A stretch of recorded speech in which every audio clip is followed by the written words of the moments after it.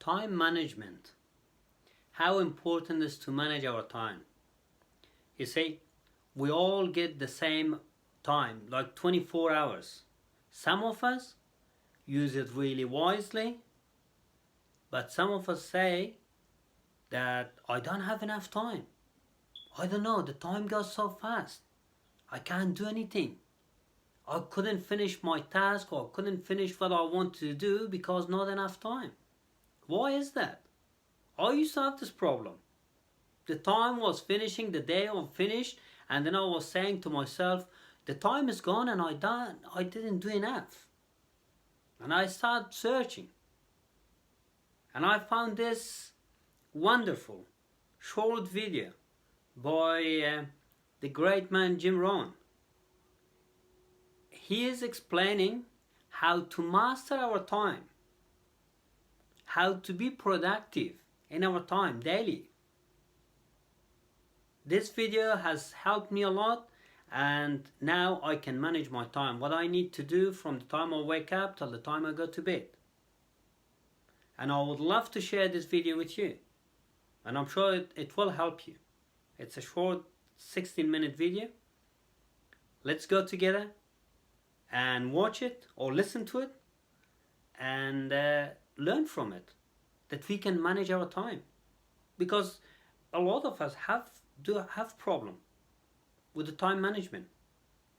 But this video, I promise you, it will help you, because it has helped me. Why? Because I took action. Why? Because I took notes and I applied it, and I'm sure it will help you as well. Be happy, live with passion, enjoy your life, and use your time wisely. Let's go and listen to this amazing short video by Jim Rohn. Let me give you just a few tips on time management essentials.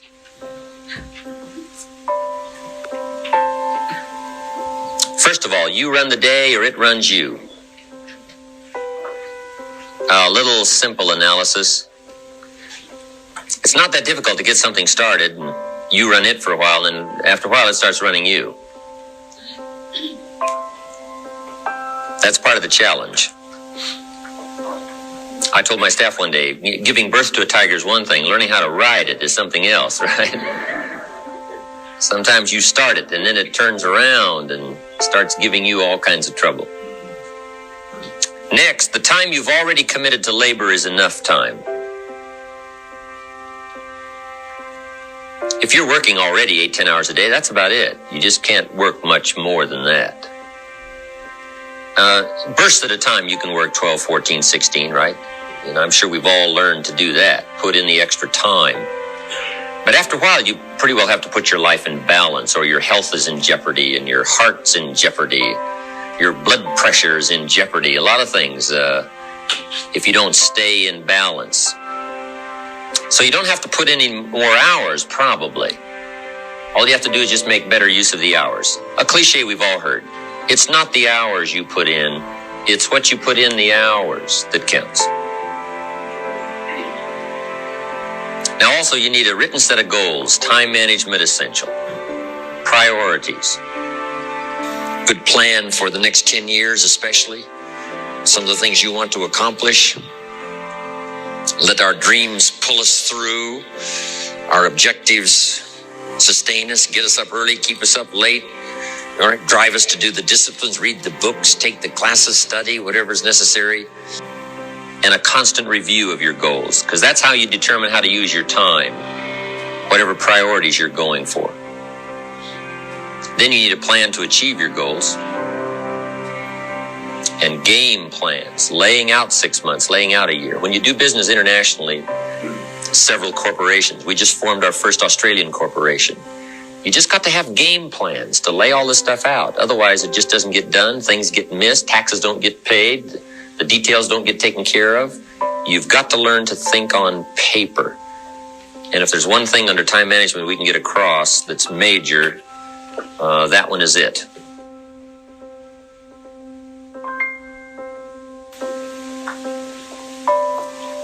Another key is learning to separate majors from minors.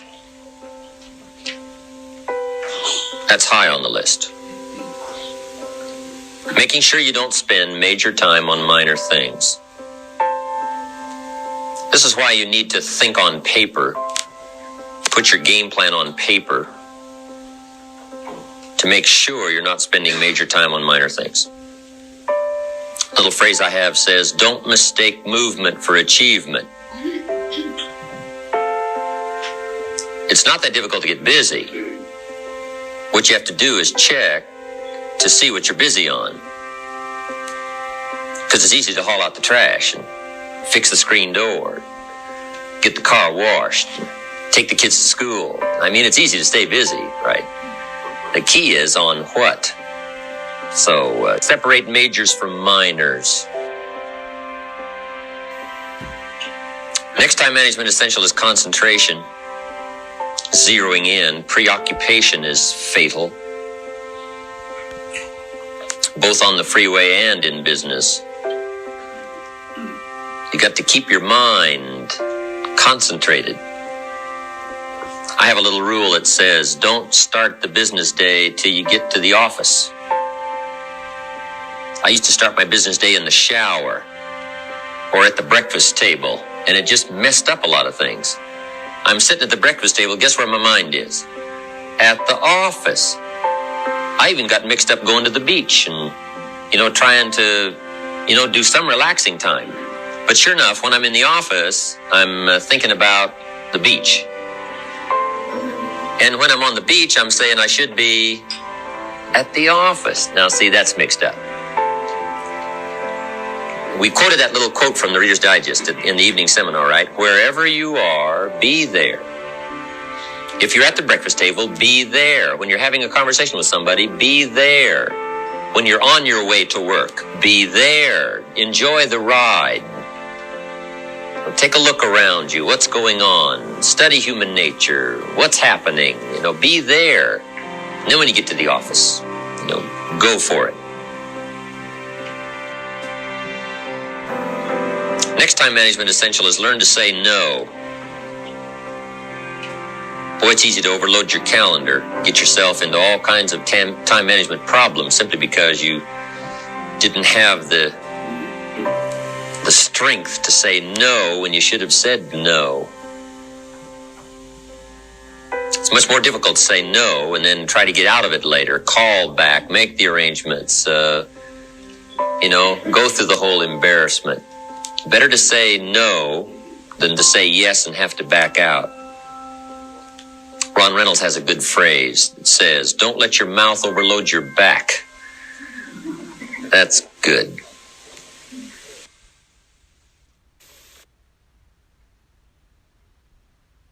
The next time management essential is when you work, work. When you play, play. That one I learned the hard way. See, if you're going to put in a day, just put in the whole day. And if you're going to take some time off, take it all off. Right? Take the whole day off. If you're going to work a day, work a good, long, hard day. If you're going to play, play, play all day. Either work all day or play all day. Because guess what? If you're going to knock off at 3 and go play, guess what you're thinking about all morning?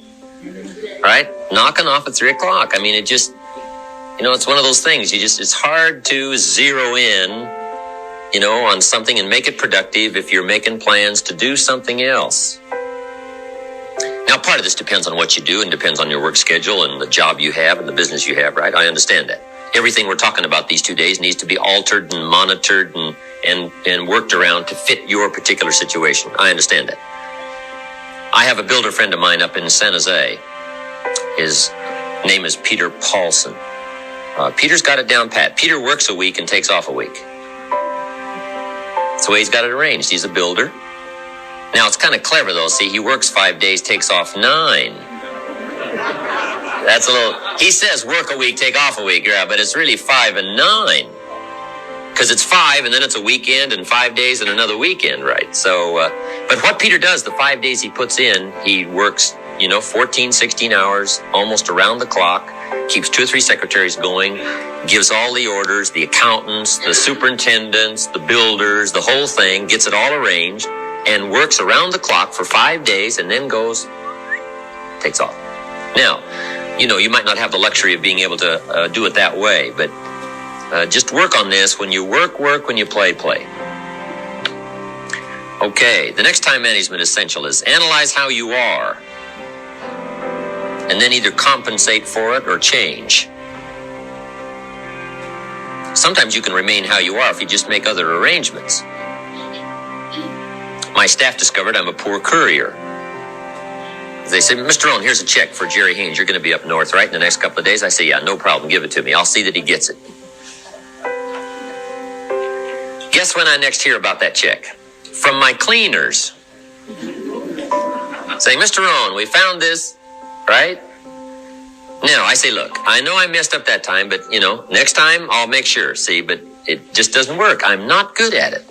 So we've got a little rule at our office that says, don't give the chairman anything, right? Don't. It won't arrive. He can talk good, but he's a poor courier. It won't get there. So you just got to analyze how you are and then make the compensations for it. Now, you can promise to change all you want, right? But if you're not going to, then make the other arrangements. I finally got somebody to help take care of reading financial statements and taking care of, a lot of corporate business and matters that I promised I would do myself, but I just never did get it done. And it used to be terribly costly to me for IRS and taxes. Unbelievable. But I finally got somebody to take care of that. So if you're not going to change, if you're not going to do it, even though you promise yourself year after year, just then make arrangements to see that it gets done. So analyze how you are. If you're good at bookkeeping, then keep your books. If you're not, just don't keep promising. Just drop off all that mess, twice a week or once a month in somebody's lap and say, here, figure this out and I'll pay you to do it. Sometimes for $100 a month or something, $50 a month, somebody will just, calculate a lot of stuff for you. Just save yourself all the grief of promising and never doing it. So analyze how you are. That's very important.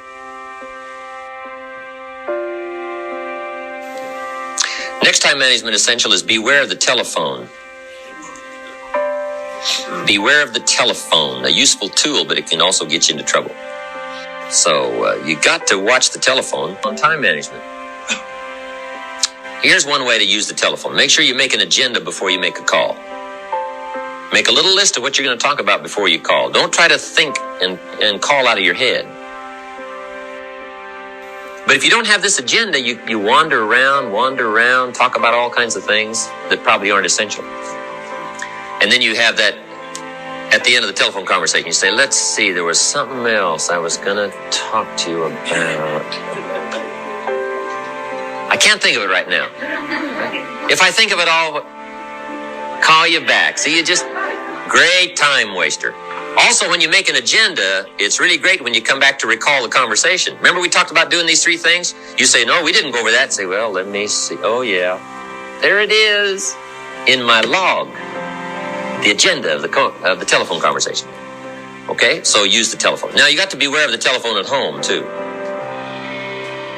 Now, you might have to have some business calls at home, but you got to be very careful. The phone can be an incredibly disturbing influence on family and social, personal life. So learn to regulate that. They got the phones now, you can just shut them off, right? When somebody calls, it just sounds like you're not there. The phone just rings, but you don't hear it. I can just let the phone ring, but some people can't do that, right? I've had people over at my house, my phone rings. They say, aren't you going to answer your phone? I say, no, we're having lunch or whatever, right? So you got to answer your phone. I said, no, you don't. I've had them go answer my phones. They say, it's for you. I said, I imagine it is, yeah. Come on. Next.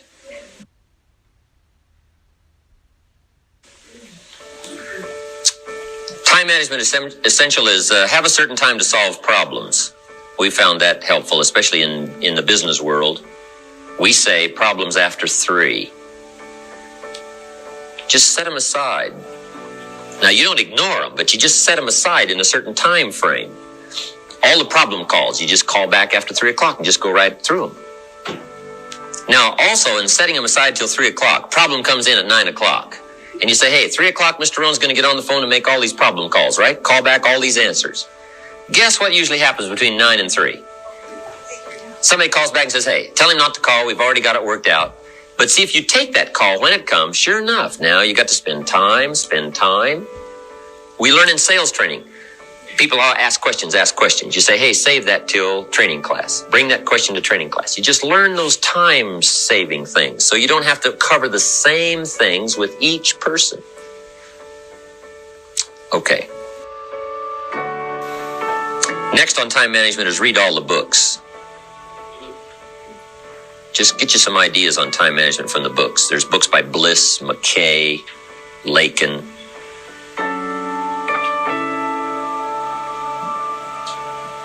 Because that's where you get the answers. Because everybody's got tailor-made situations that need different answers. So just read them all. You know, some's got some kind of weird stuff. Right? If you're weird, do the weird stuff, right?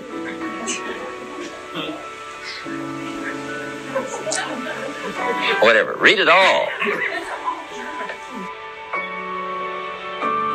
Next time management essential is be more alert. Part of the alertness is not only what's going on, but also be alert to looking at all your present procedures. You may have some old outdated procedures, stuff you've been doing for 5 years, and it's taken 10 hours instead of 1.